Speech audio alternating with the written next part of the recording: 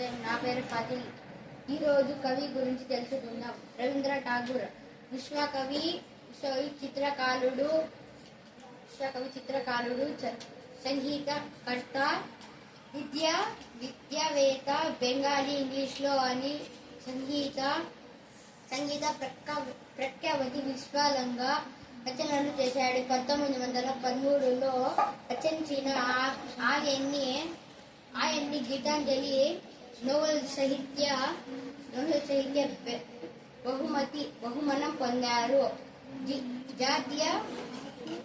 జాతీయ మధ్యంలో కాలంలో దేశాన్ని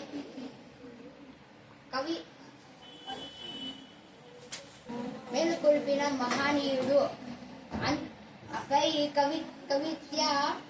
కవిత్య గీతాంజలిలోనిదే.